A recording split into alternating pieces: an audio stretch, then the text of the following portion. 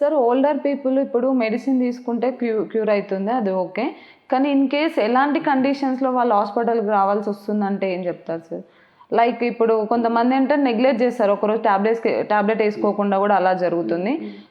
Tablet వేసుకున్నా కూడా వాళ్ళకి అట్లనే కంటిన్యూ అవుతుంది, కానీ లైట్ తీసుకుంటారు వాళ్ళు. ఏం కాదులే, తగ్గిపోతుందిలే, రేపైతే క్యూర్ అయిపోతుందిలే అన్న ఇదిలో ఉంటారు, హాస్పిటల్కి ఏం వెళ్తాంలే అని. అలాంటి వాళ్ళకి ఏం చెప్తారు సార్? మనుషులు నా దగ్గరికి వచ్చే పేషెంట్ కొంత 2 రకాలు ఉంటాడు. ఒకడు పెసిమిస్ట్ ఉంటాడు, ఒకడు ఏంటంటే పాజిటివ్ థింకర్ ఉంటాడు. పాజిటివ్ థింకర్ అంటే వాడికి ఏం జరిగినా కానీ నాకేం కాదులే, నాకేం లేదు, నేను అదేదో అంటారు కదా, పులిరాజాకి ఎయిడ్స్ వచ్చిందని ఒక యాడ్ వేసారు. ఎందుకంటే ఒకటే రీజన్, కొంతమంది అట్లా అడమెంట్ ఉంటారు, నాకేం జరిగినా ఏం కాదనేది. ఇప్పుడు మన బాడీకి ఏం జరిగినా అందరి బాడీలో ఒకటే కాదు, ఇప్పుడే చెప్పిన జెనెటికలీ డిటర్మైన్డ్. మీ జీన్స్ మంచిగా ఉన్నాయా లేదా అనేది ఎవరు మార్చలేరు.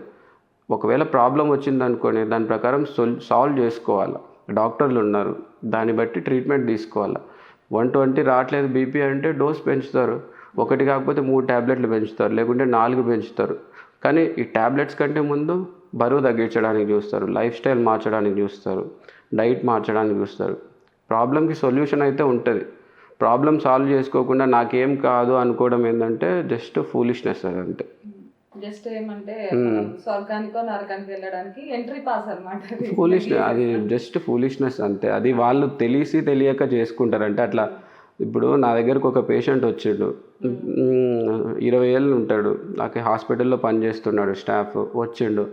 సార్ నాకు ఇట్లా తలనొస్తుంది వస్తుంది, చెయ్యి తిమ్మిరి వస్తుంది, కాలు తిమ్మిరి వస్తుంది అని చెప్పిండు. నేను చెప్పినాను, చెయ్యి కాలు తిమ్మిరి వస్తుంది, ప్లస్ నీకు బీపీ చెక్ చేస్తే 200 వచ్చింది, ఇంతకుముందు ఎప్పుడైనా బీపీ ఉందంటే లేదు సార్ అన్నాడు. ఏజ్ 20నే కదా, నాకు బీపీ 200 ఎందుకు ఉంటుంది, నేను వేరే దగ్గర చెక్ చేయించుకుంటానని చెప్పి ఇంటికి వెళ్ళిండు. ఆయనకి ఎంఆర్ఐ అడ్వైజ్ చేసినాం. అంటే ఇప్పుడు నీకు తిమ్మిరి వస్తుంది, చెయ్యి కాలు, ఇప్పుడు పెరాలసిస్ వచ్చే ముందర ఫస్ట్ సిమ్టమ్ ఏముంటుంది అంటే వీక్నెస్ రాకముందు చేతులు తిమ్మిరి, కాలు తిమ్మిరి వస్తాయి. నరాలు అనేవి, నరాలకు ఏమన్నా డ్యామేజ్ అయింది అనుకోండి, తిమ్మిరి అనేది సిమ్టమ్.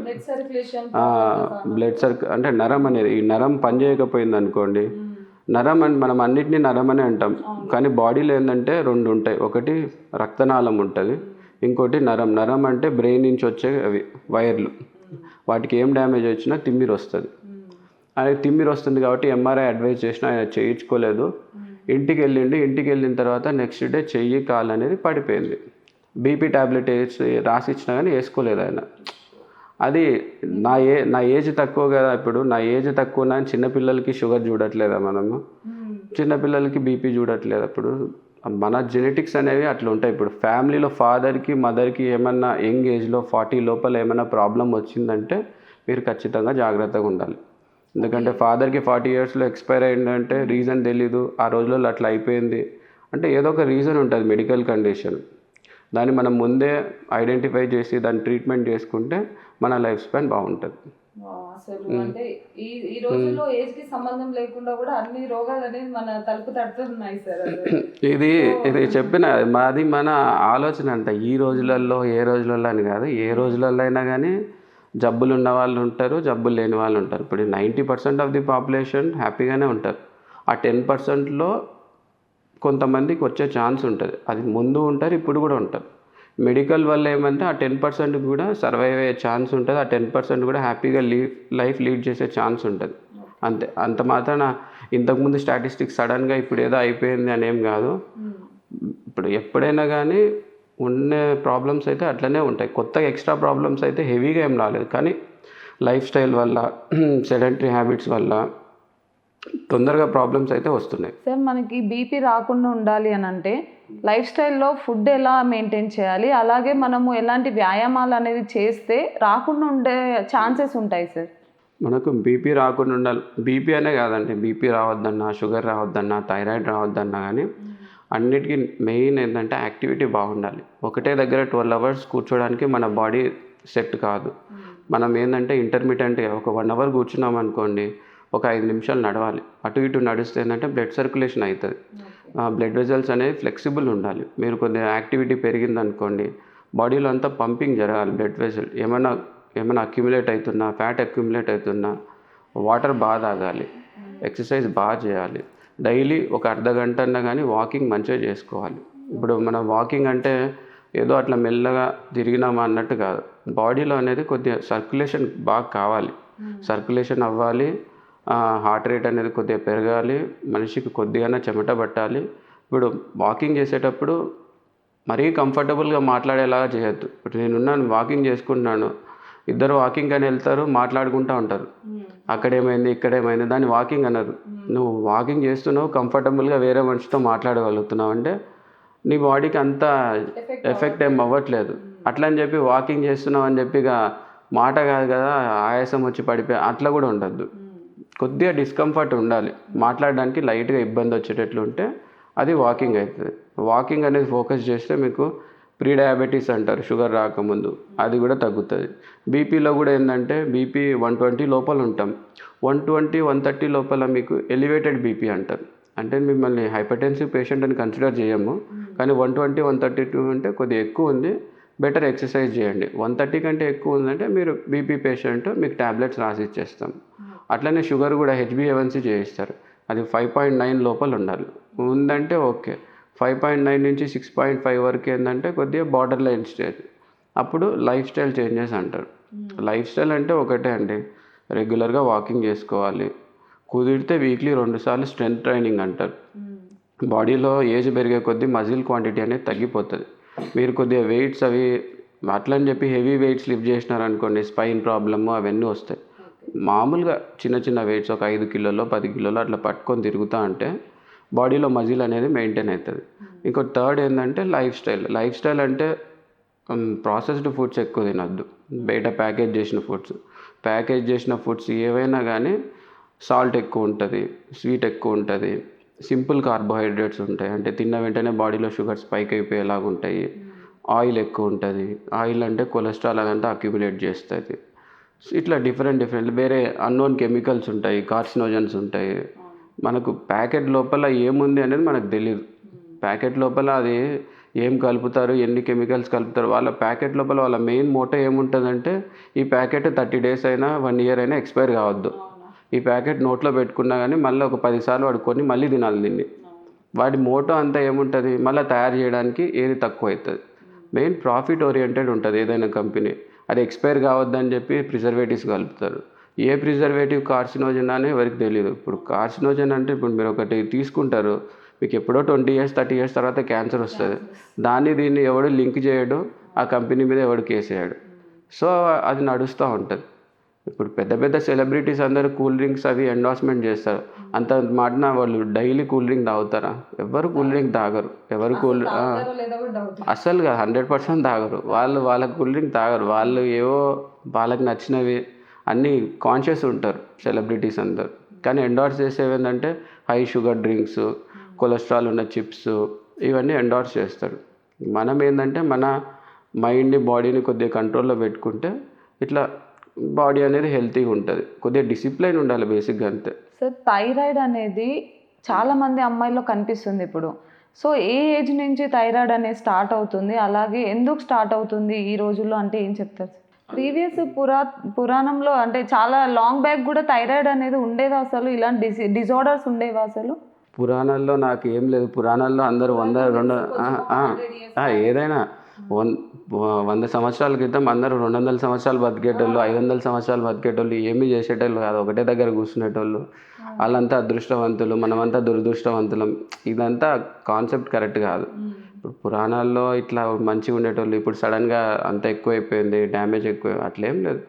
లైఫ్ స్టైల్ వల్ల మనకు ఒక 20%, మామూలుగా ఇంతకుముందు 90% బాగుండే వాళ్ళేమో ఇప్పుడు ఒక 80% 75% బాగుంటున్నారు. మిగతా 25%కి ప్రాబ్లమ్స్ ఉన్నాయి. కొద్దిగా డ్యామేజ్ అయ్యిండొచ్చు, అట్లా అని చెప్పి ఎక్స్ట్రాడినరీగా డ్యామేజ్ ఏం కాలేదు. అండ్ థైరాయిడ్ అనేది అంటే ఇంతకుముందు మన దగ్గర ఇండియాలో ఏంటంటే అయోడిన్ డెఫిషియన్సీ వల్ల థైరాయిడ్ వచ్చేది. అయోడిన్ అనేది మనకు ఫుడ్లో లేకపోవడం వల్ల థైరాయిడ్ గ్లాండ్ ఇంతకుముందు వాపు వచ్చి గాయిటర్ అంటారు దాన్ని. ఆ టైప్ ఆఫ్ పేషెంట్స్ ఉండేటోళ్ళు. తర్వాత ఏంటంటే సాల్ట్ లోపల అయోడిన్ కలిపి అందరికీ సర్క్యులేట్ చేయడం వల్ల అయోడిన్ డెఫిషియన్సీ అని పోయి ఇప్పుడు ఆ పెద్ద పెద్ద థైరాయిడ్ గ్లాండ్లు, హైపోథైరాయిడ్లు అవన్నీ లేవు. ఇప్పుడు ఒకటే ఒక రకమైన థైరాయిడ్ ఏముంటుందంటే మోస్ట్లీ ఆటో ఇమ్యూన్ థైరాయిడైటిస్ అంటారు.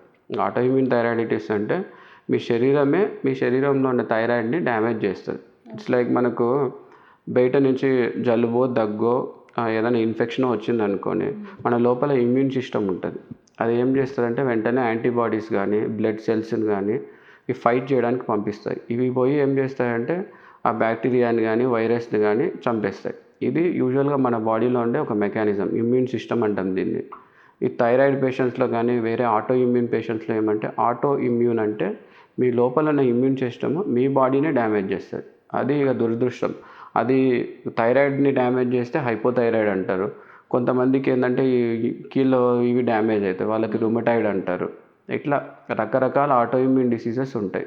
థైరాయిడ్లో కూడా ఆటో ఇమ్యూన్ థైరాయిడైటిస్ అనేది ఇప్పుడు ఎక్కువ కనిపిస్తుంది, ఎందుకంటే అది వెళ్ళిపోయింది అయోడిన్ డెఫిషియన్సీ థైరాయిడ్. ఈ ఆటో ఇమ్యూన్ థైరాయిడైటిస్లో ఏముంటుందంటే జెనెటిక్ అన్నట్టు.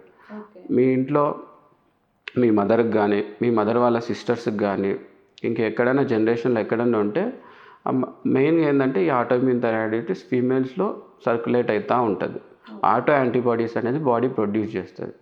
మన బాడీ యూజువల్గా ఒక వైరస్ చచ్చిపోవడానికి యాంటీబాడీస్ ప్రొడ్యూస్ చేస్తుంది, అట్లనే థైరాయిడ్ గ్లాండ్ని కూడా డ్యామేజ్ చేయడానికి ప్రొడ్యూస్ చేస్తుంది. యూజువల్గా నార్మల్ అందరిలో ఉండవు అవి. యాంటీ టీపీఓ యాంటీ టీజీ అని ఉంటుంది. ఈ యాంటీబాడీస్ వెళ్ళి ఆ థైరాయిడ్ గ్లాండ్ని డిస్ట్రాయ్ చేస్తాయి. అది ఒకటే రోజు డిస్ట్రాయ్ అయిపోదు. ఇప్పుడు థైరాయిడ్ గ్లాండ్ ఉంది, ఇప్పుడు 100% పనిచేస్తుంది మీకు. మెల్లమెల్లగా ఏజ్ పెరిగే కొద్దీ 80% డ్యామేజ్ అయిపోతుంది, 80% పనిచేస్తుంది, తర్వాత 60 పనిచేస్తుంది, తర్వాత 40 పనిచేస్తుంది. ఎట్లయితే థైరాయిడ్ ఫంక్షనింగ్ అనేది తగ్గిపోతుందో అట్లా మీకు థైరాయిడ్ ట్యాబ్లెట్ డోస్ పెరుగుతూ వస్తుంది. ఇనిషియల్గా మీకు 12.5 స్టార్ట్ చేస్తారు, మళ్ళీ 25, మళ్ళీ 50, మళ్ళీ 100. మీరు అర్థం చేసుకోవాల్సిందంటే మీ డోస్ పెరుగుతుందంటే మీ థైరాయిడ్ డ్యామేజ్ అయిపోతుందని. అయ్యే థైరాయిడ్ డ్యామేజ్ని ఆపడానికి మన దగ్గర మందులు లేవు.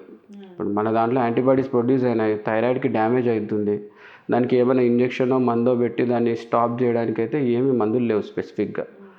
మనకున్న ట్రీట్మెంట్ అంతా ఏంటంటే థైరాయిడ్ ఏదైతే ఫంక్షన్ చేస్తుందో, ఏదైతే హార్మోన్ ప్రొడ్యూస్ చేస్తుందో అది ఆర్టిఫిషియల్గా మనం తయారు చేయగలుగుతాం. అది ఎంత అవసరమో అంత ఇచ్చుకుంటూ పోతాం అంతే.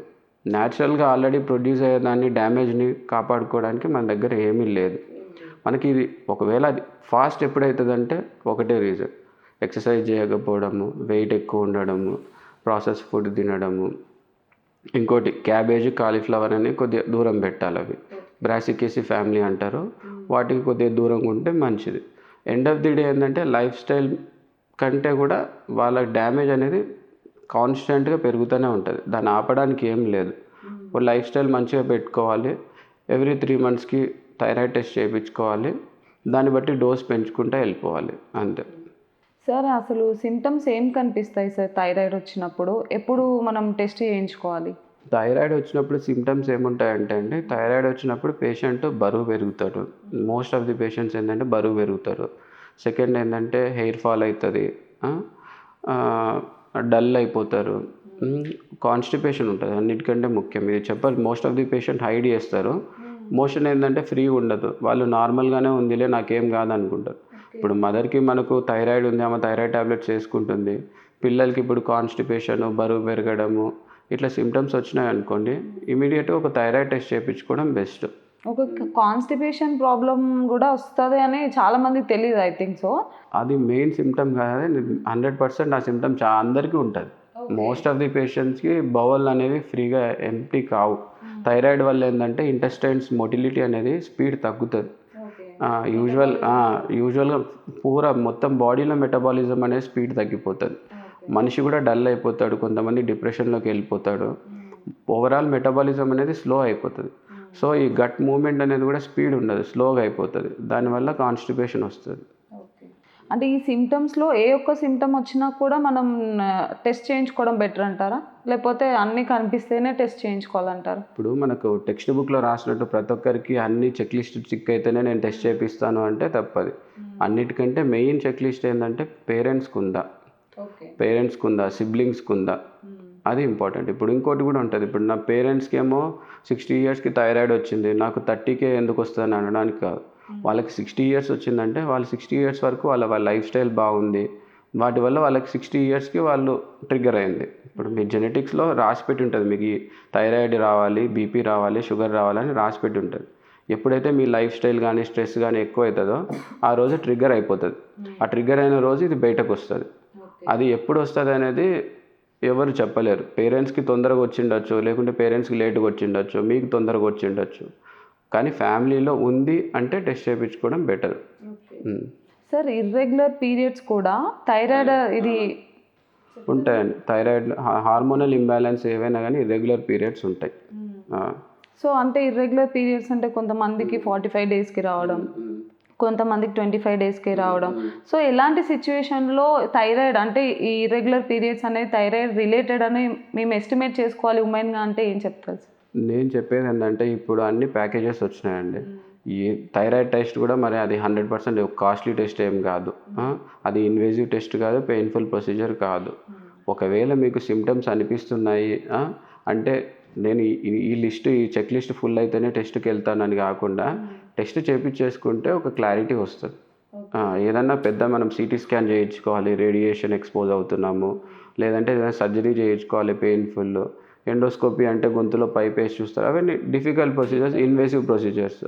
మనకు సింపుల్గా బ్లడ్ టెస్ట్ అయిపోతుంది అంటే స్క్రీన్ చేయించుకోవడం బెస్ట్. సిమ్టమ్స్ లేకపోయినా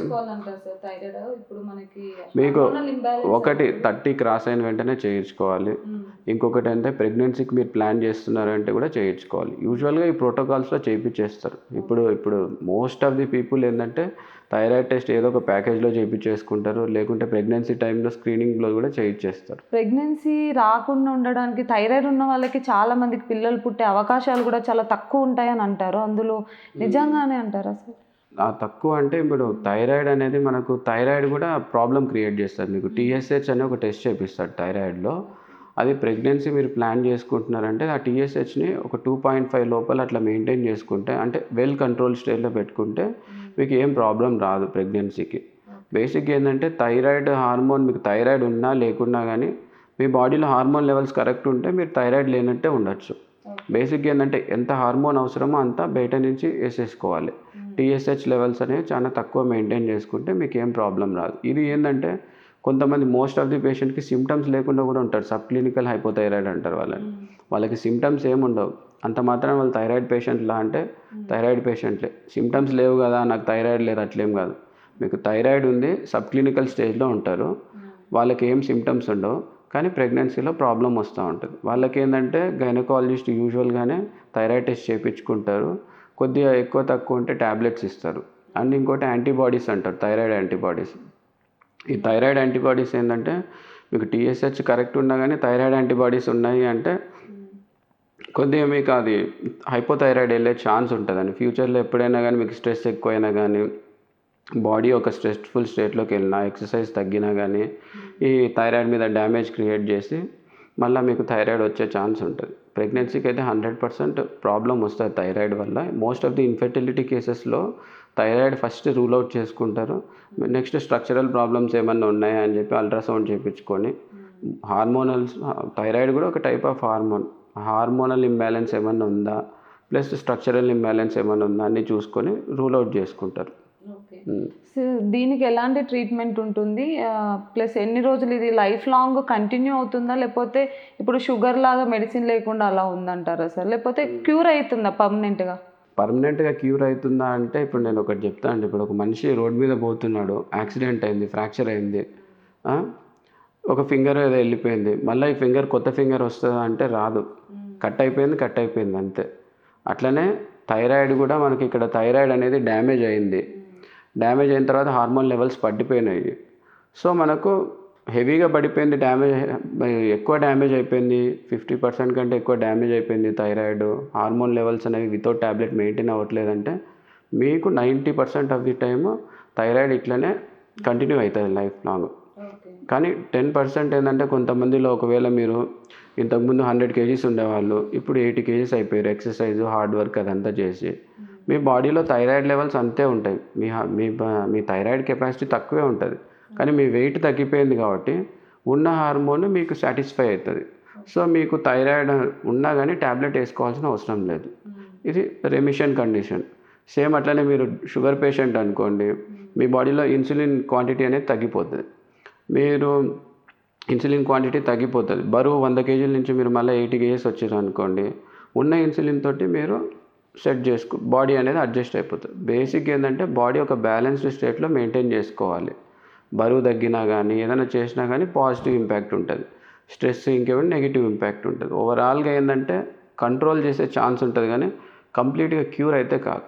మీరు కంట్రోల్లో ఉండొచ్చు. కంట్రోల్ అనేది వితౌట్ ట్యాబ్లెట్ కూడా కంట్రోల్లో ఉండొచ్చు, ట్యాబ్లెట్ వేసుకొని కంట్రోల్లో ఉండొచ్చు. వితౌట్ ట్యాబ్లెట్ అంటే బరువు తగ్గడము, గుడ్ లైఫ్ స్టైల్ వల్ల కంట్రోల్లో ఉంటారు. కానీ మీ లోపల ఏదైతే సిస్టంలో మిస్టేక్ ఉందో దాన్ని అయితే కంప్లీట్గా చేంజ్ చేయడానికి అయితే ఉండదు. ఒకసారి అది ట్రిగ్గర్ అయిందంటే అది ఉంది లోపల అంతే. దాన్ని మళ్ళా మొత్తం పోయింది అనేది దానికి లేదు. ఇప్పుడు ఏదైనా ఇన్ఫెక్షన్ అయింది, యాంటీబయాటిక్స్ ఇచ్చినాము, ఇన్ఫెక్షన్ క్యూర్ అయిపోయింది, అట్లా ఉండదు. ఇది మీది ఏంటంటే మీ బాడీలో మిస్టేక్, అది దాన్ని టోటల్గా ఫ్లిప్ చేసేసినాము, ఎరేజ్ చేసేసినాము అనే దానికి లేదు. సార్, హైపోథైరాయిడిజంకి హైపర్ థైరాయిడిజం వల్ల రెండిటి వల్ల పిల్లలు పుట్టకపోయే అవకాశాలు ఉంటాయా? మన పిల్లలు పుట్టాలంటే బాడీలో ఎక్కడ ప్రాబ్లం ఉన్నా కానీ వర్కౌట్ కాదండి. మీకు షుగర్ ఉన్నా ప్రాబ్లం అవుతుంది, థైరాయిడ్ ఉన్నా ప్రాబ్లం అవుతుంది, బీపీ ఉన్నా ప్రాబ్లం అవుతుంది. ఓవరాల్గా మనిషి ఒక హెల్తీ స్టేట్లో ఉంటేనే హార్మోన్స్ అన్నీ బ్యాలెన్స్లో ఉంటాయి, అప్పుడు మీకు పిల్లలు పుట్టే ఛాన్స్ ఉంటుంది. ఎక్కడ ఏం ప్రాబ్లం ఉన్నా కానీ ఇట్స్ లైక్ నార్మల్ ఫిజియాలజీ కాదు. బట్ నార్మల్గా మన బాడీ ఎట్లా పని చేయాలనో అట్లా పని చేస్తే పిల్లలు పుడతారు. నార్మల్ ఫిజియాలజీ నుంచి ఏదైనా డీవియేట్ అయినా కానీ మీకు ప్రాబ్లమ్స్ క్రియేట్ అవుతుంది. ఎనీ డిసీజ్, మీరు అసలు ఓవర్ వెయిట్ ఉండడం కూడా ఒక డిసీజే. వెయిట్ ఎక్కువ ఉన్నా కానీ, మీకు థైరాయిడ్ ఉన్నా కానీ, షుగర్స్ కంట్రోల్లో లేకపోయినా కానీ, లేదు జస్ట్ ఒక కామన్ కోల్డ్ ఉన్నా కానీ అప్పుడు మనకు ప్రెగ్నెన్సీ కన్సీవ్ అయ్యే ఛాన్సెస్ తగ్గుతాయి. ఆ టైంలో మనకు హై ఫీవర్ ఉంది, కన్సీవ్ అవుతారంటే కారు. బాడీ డిఫెన్స్ మెకానిజం అది. సో ఇలాంటి సిచ్యువేషన్స్లో అంటే ఇలాంటి లైఫ్ స్టైల్లో ఎలాంటి ప్రికాషన్స్ తీసుకుంటే ఇలాంటివన్నీ రాకుండా ఒక ఉమెన్ హెల్తీగా ఉండొచ్చు అని అంటే ఏం చెప్తారు? ఒకటే అండి, ఉమెన్ హెల్తీగా ఉండాలంటే ఒక సింపుల్ రీజన్ అండి, రోజు ఒక 1/2 అవర్ వాకింగ్ చేసుకోవాలి. బయట ప్రాసెస్డ్ ఫుడ్స్ అవి ఎక్కువ తినద్దు. నార్మల్గా ఏంటంటే నార్మల్ డైట్, ఎక్సర్సైజ్ ఈ 2 చేసుకుంటే చాలు. ఇంకోటి స్లీప్ మంచిగా ఉండాలి, 8 అవర్స్ పడుకొని నిద్రపోవాలి. ఓవరాల్గా ఏంటంటే నార్మల్ అందరు పద్ధతిగా ఉంటే అన్నీ ఏమి ఉండవండి. మనకి ఇప్పుడు నేను రోజు నైట్ డ్యూటీ చేస్తాను, 2 అవర్సే పండుకొని నిద్రపోతాను, లేకుంటే ఒకరోజు నైట్ డ్యూటీ చేస్తాను, ఒకరోజు డే షిఫ్ట్ చేస్తాను. షిఫ్ట్ వర్కర్స్ వాళ్ళల్లో స్ట్రెస్ పెరుగుతుంది. దానివల్ల ఖచ్చితంగా లాంగ్ టర్మ్లో ఏదో ఒక ఇంపాక్ట్ ఉంటుంది. లేదంటే రోజు నేను బయట బర్గర్లు తింటాను, పిజ్జాలు తింటాను అంటే కాదు. కానీ ఎప్పుడో ఒకసారి తిన్నామంటే ఓకే. మన బాడీ అనేది ఇట్స్ నాట్ లైక్ స్టేబుల్, ఇది ఇట్లనే ఉంటుంది అని లేదు. ఇట్స్ డైనమిక్ థింగ్ అంటే అది ఇప్పుడు మనకు దెబ్బ తాకింది అనుకోండి, హీలింగ్ అవుతుంది. మీరు రోజు మందు తాగితే లివర్ స్పాయిల్ అవుతుంది, వీక్లీ ఒకసారి మందు తాగితే కూడా లివర్కి స్ట్రెస్ అవుతుంది. కానీ ఆ బాడీ మీకు ఏజ్ని బట్టి లివర్ కెపాసిటీ ఉంటే రీజనరేట్ చేసుకుంటుంది, సెల్స్ అనేవి మళ్ళీ ప్రొడ్యూస్ అవుతాయి. సో మళ్ళీ నార్మల్ స్టేజ్కి వస్తారు. అట్లా ఏం చేస్తున్నారు, ఎన్నిసార్లు చేస్తున్నారు అంతా కౌంట్ అవుతుంది. ఏం చేస్తున్నారు, ఎన్నిసార్లు చేస్తున్నారు, పర్ఫెక్ట్గా ఉండాలి. ఎంత పర్ఫెక్ట్గా ఉంటే అంత బెటర్ ఉంటారు. అసలు అంటే ఏ డిసీజ్ రావాలన్నా, ఏ డిజార్డర్కి ప్రతి ఒక్కదానికి కూడా లైఫ్ స్టైల్ అనేది మెయిన్ రోల్ అదే ఉన్నట్టుంది కదా సార్. సొల్యూషన్ ఏంటి అని అంటే మన హ్యాబిట్స్ చేంజ్ చేసుకోవడము, ప్లస్ మనం తినే ఫుడ్ని చేంజ్ చేసుకోవడం, అదే వస్తుంది రెగ్యులర్గా. సో ఇన్ కేసు థైరాయిడ్ వచ్చిన వాళ్ళైనా కూడా, పిల్లల్లో ప్రాబ్లం వచ్చినా కూడా, సో ఇలాంటి రాకుండా రెక్టిఫై చేసుకోవడానికి కూడా సొల్యూషన్స్ ఇవి ఉన్నాయి కదా. సో చాలామంది ఏంటంటే వెయిట్ గెయిన్ అయినప్పుడు థైరాయిడ్ వస్తుంది అన్న ఒక సెన్స్ అయితే ప్రతి ఒక్కరికి అవేర్నెస్ ఉంది, కానీ వెయిట్ లాస్ అవుతున్నారు చాలామంది. కానీ అలాంటి వాళ్ళు థైరాయిడ్ ఉంటుందా అన్న క్వశ్చన్ మార్క్తో ఉంటున్నారు అనమాట. వెయిట్ లాస్ కూడా థైరాయిడ్ వచ్చే ఛాన్స్ ఉంటుందా? ఇప్పుడు వెయిట్ లాస్ వల్ల థైరాయిడ్ వచ్చే ఛాన్స్ ఉంటుందా అంటే ఉంటుందండి. ఇప్పుడు థైరాయిడ్ హార్మోన్ అనేది మన బాడీలో ఒకవేళ హైపర్ థైరాయిడ్ అంటారు. హైపర్ థైరాయిడ్ అంటే థైరాయిడ్ హార్మోన్ ఉన్నదానికంటే ఎక్కువ ఉందండి. ఎక్కువ ఉన్నదంటే మెటబాలిజం పెరుగుతుంది. వాళ్ళు ఏం తిన్నా కానీ వెంటనే డైజెషన్ అయిపోయి వాళ్ళ బిఎంఆర్ రేట్ ఎక్కువ అయిపోయి వాళ్ళు వెయిట్ లాస్ అయిపోతారు. అది మనకు ఒకటండి, నార్మల్ కంటే అబ్నార్మల్గా మీకు ఏమనిపించినా కానీ better to consult a doctor.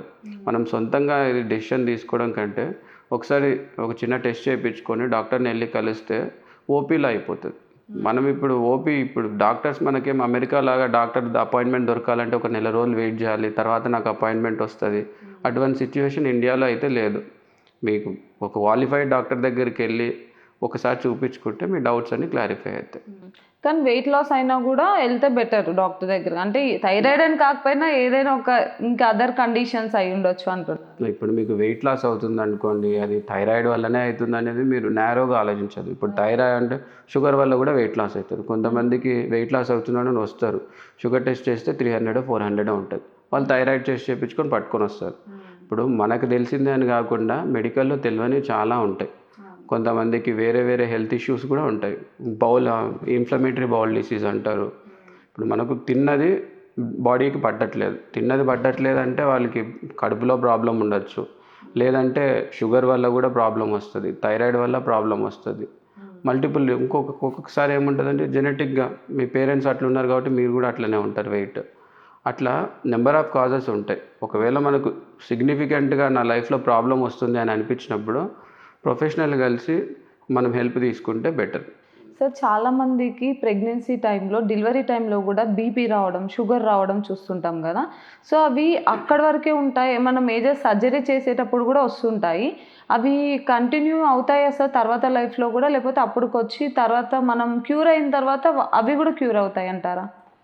అది ఎట్లుంటుందంటే అండి, కొంతమందికి ప్రెగ్నెన్సీలో షుగర్ వచ్చినా బీపీ వచ్చినా వాళ్ళు ఏంటంటే అప్పుడు వెయిట్ పుట్ ఆన్ అవుతారు కాబట్టి, ప్లస్ బాడీలో మనకు ప్లాసెంటా కానీ వేరే ఎక్స్ట్రా సర్క్యులేషన్ అంతా ఉంటుంది కాబట్టి మీకు టెంపరీ చేంజెస్ చాలా వస్తాయి. తర్వాత మోస్ట్ ఆఫ్ ది పీపుల్ వాళ్ళు నార్మల్ వెయిట్కి వెళ్ళిపోయి నార్మల్ లైఫ్ స్టైల్ ఎక్సర్సైజ్ చేయడం వల్ల వాళ్ళ బీపీ షుగర్ అన్నీ కంట్రోల్లోకి వచ్చేస్తాయి మోస్ట్ ఆఫ్ ది పీపుల్. కొంతమందికి ఒకవేళ కంట్రోల్లో రావట్లేదంటే వాళ్ళకి ట్యాబ్లెట్స్ ప్రిస్క్రైబ్ చేస్తాం. అండ్ ఇంకొకటి, అట్లా న్యాచురల్గా నార్మల్కి వెళ్ళిపోవాలంటే మీ చేతిలో ఉన్నది ఏంటంటే లైఫ్ స్టైల్ కరెక్ట్గా ఉండాలి, యాక్టివిటీ మంచి. ఇప్పుడు నాకు సిజేరియన్ సెక్షన్ చేసినానని చెప్పి ఒక patient, most of the patients 30sలోనో సిజేరియన్ సెక్షన్ అవుతుంది, వాళ్ళు ఆ సిజేరియన్ సెక్షన్ నుంచి స్టార్ట్ చేస్తారు ప్రాబ్లం.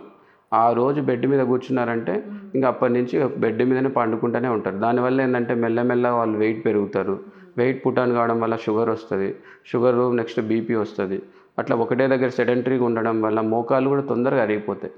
మన బాడీలో మజిల్ లేదు, గట్టిగా జాయింట్స్లన్నీ పట్టుకోవడానికి మజిల్స్ లేవంటే మోకాళ్ళు బోన్స్ తొందరగా అరిగిపోతుంది, బ్యాక్ పెయిన్ కూడా తొందరగా వస్తుంది. ఇవన్నీ ఏంటంటే ఒక ఇన్సల్ట్తో స్టార్ట్ అయిపోతుంది. బేసిక్ ఏంటంటే యాక్టివిటీ పెంచుకోవాలి, యాక్టివ్గా ఉండాలి. ప్రతిదానికి ఒకటే సొల్యూషన్, యాక్టివిటీ పెంచుకోవాలి, యాక్టివ్గా ఉండాలి. సూపర్ సార్, అసలు చాలా వాల్యుబుల్ ఇన్ఫర్మేషన్ అయితే ఇవ్వడం జరిగింది. సో చూసారు కదా, మంచి ఇన్ఫర్మేషన్ అయితే వచ్చింది అనుకుంటున్నాము. ఇంకేమైనా డౌట్స్ ఉంటే మాత్రం ఖచ్చితంగా మీరు నెగ్లెక్ట్ చేయకుండా ప్రతి ఒక్కరు కూడా డాక్టర్ని కన్సల్ట్ అవ్వడమే బెటర్ అని డాక్టర్స్ చెప్తున్నారు. అలాగే కూడా మనం కూడా లైఫ్ రిస్క్ చేయొద్దనుకుంటే ఏదైనా ఫస్ట్ డాక్టర్ని కన్సల్ట్ అవుతేనే బాగుంటుందని నా నమ్మకం. మీరు కూడా నమ్ముతున్నారు అనుకుంటున్నాను. సరికొత్త వీడియోతో మళ్ళీ మీ ముందుకు వస్తాను. అప్పటి వరకు సైనింగ్ ఆఫ్.